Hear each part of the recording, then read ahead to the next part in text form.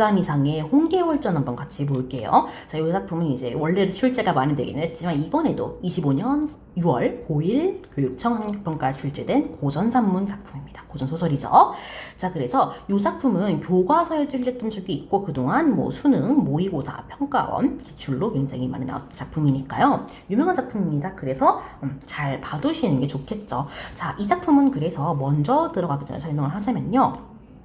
여성 영웅소설이에요.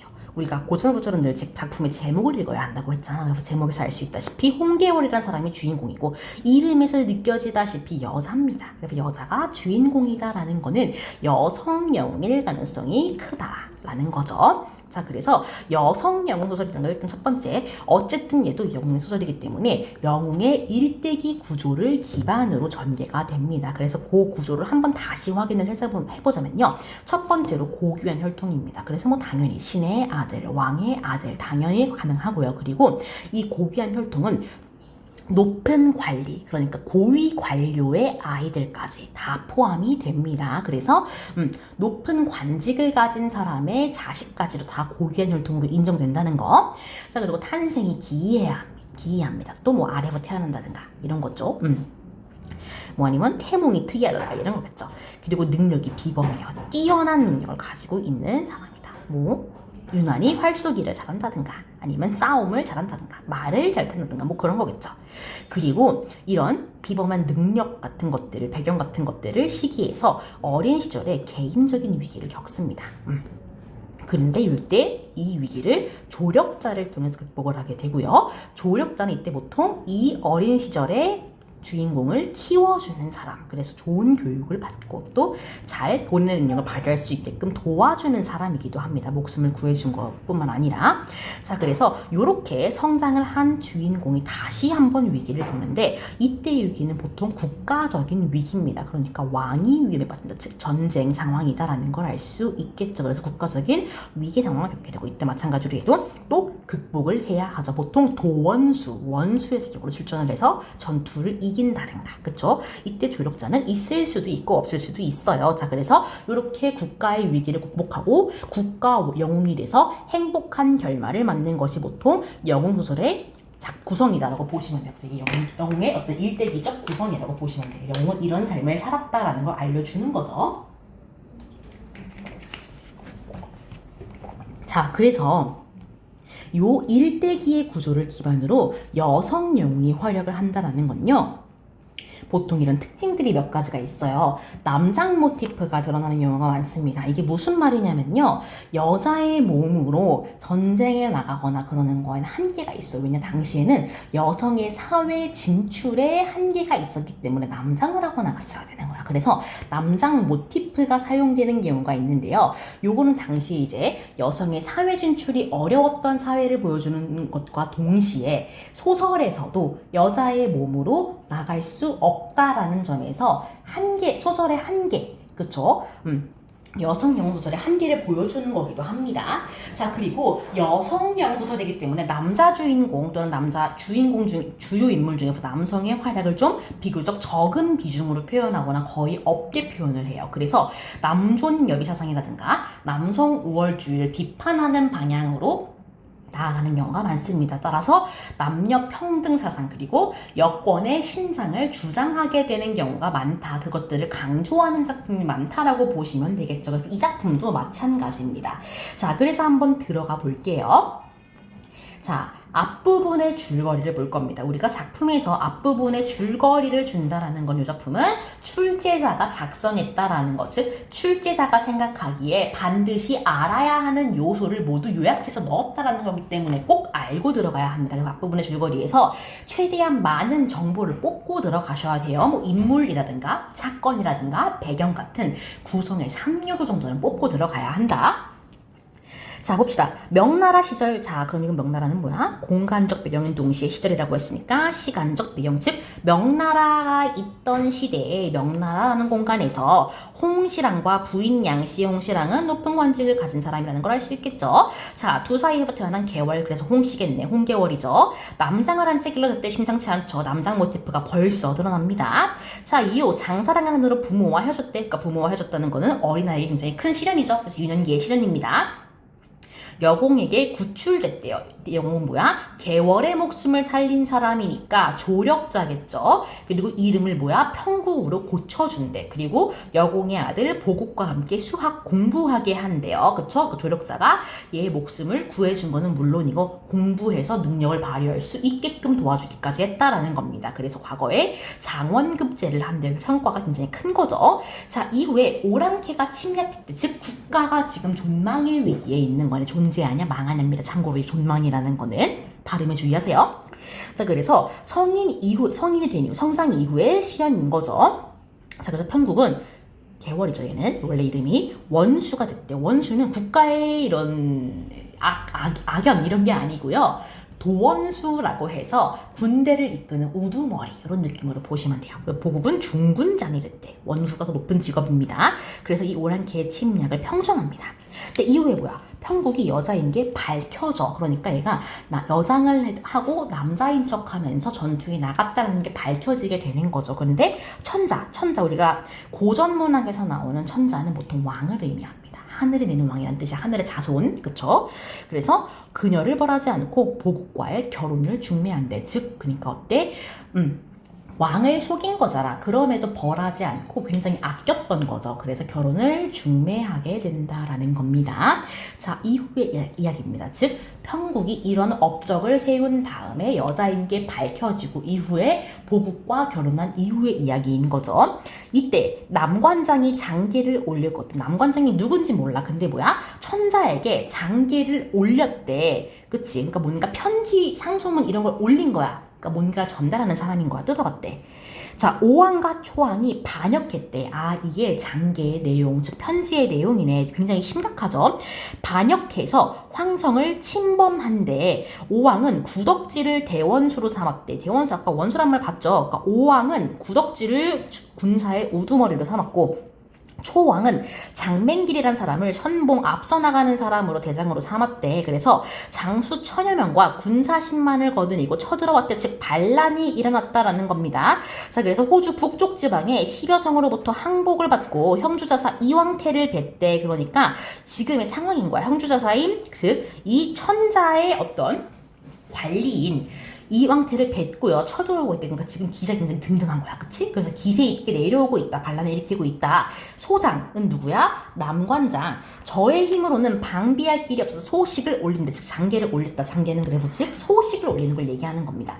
원하건대 황상은 천자는 어진 명장 뛰어난 장수를 보내서 적을 막아달래. 그러니까 지금 반란이 일어났으니 그걸 통제할 수 있는 사람을 만들어 보내달라는 겁니다. 천자가 놀라서 다 같이 의논을 했대. 그때 우승상인 정영태라는 사람이 말합니다. 이 도적은 좌승상 평국이 누구야? 개월이잖아. 막아야 한대. 빨리 부르래. 그럼 어때? 정영태라는 사람은 평국이 여자든 남자든 상관없어. 성별과 상관없이 그 사람의 능력을 인정하는 거야. 원수로서의 능력.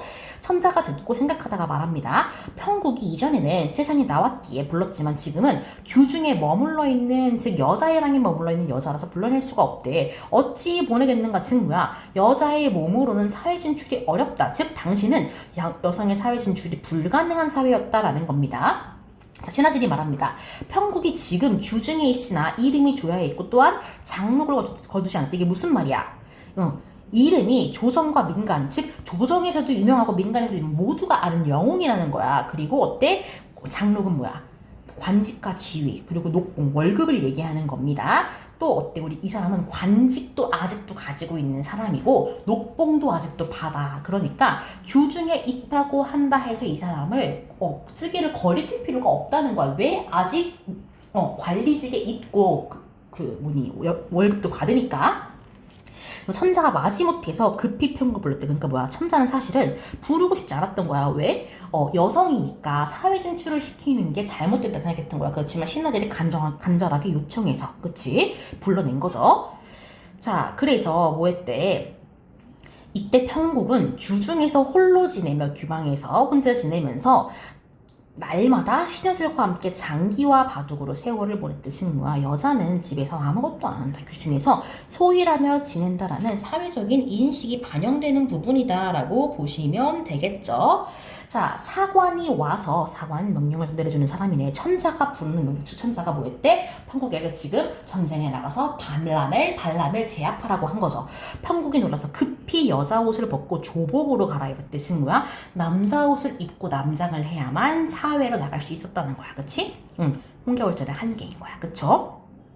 여자 옷을, 소설이지만 여자 옷을 입고 여자의 몸으로 나갈 수 없다라는 걸 보여주는 거죠. 그래서 천자 앞에 엎드렸대. 그러니까 명령에 복종한다라는 거죠. 천자가 기뻐하며 말했대요. 내가 개월이 평국이 규중에 머문 이후로는 오래 보지 못하여 보고 싶었대. 이제서야 경을 평국을 보니 매우 기쁘대요. 내가 더 기뻐서 지금 오나라 초나라 양국에 반역을 해서 호주 북쪽 지방을 쳐서 항복을 받고 남관을 해치고, 남관은 누구예요? 아까 여기 나왔죠. 남관장, 그치? 남관의 대장. 해치고 황성을 침범한다고 하니 경은 나와서 나라와 조정을 편하게 지키래. 평국이 엎드려서 얘기했대요. 그러니까 지금 명령을 받들라고 얘기하는 거지. 신첩이 외람되게, 신첩은 누구야? 나를 얘기하는 거야. 그치? 평국은 자신이 외람되게 폐하를 속이고 높은 공후 장로가, 아까 얘기했죠? 관직과 녹봉을 영화롭게 지르니까 황공하대요.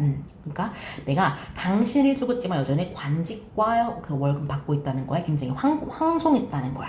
내 죄는 뭐예요? 남장을 내고 성변을 속인 거, 이거죠. 폐하를 속인 일. 용서하고 이처럼 사랑해서 나를 다시 불러주시니 내가 비록 어리석은 사람이지만 겸손한 표현인 거야. 힘을 다해 이 성은을 만분의 1이나 갚을 거래. 그러니까 걱정하지 말래. 지금 뭐야?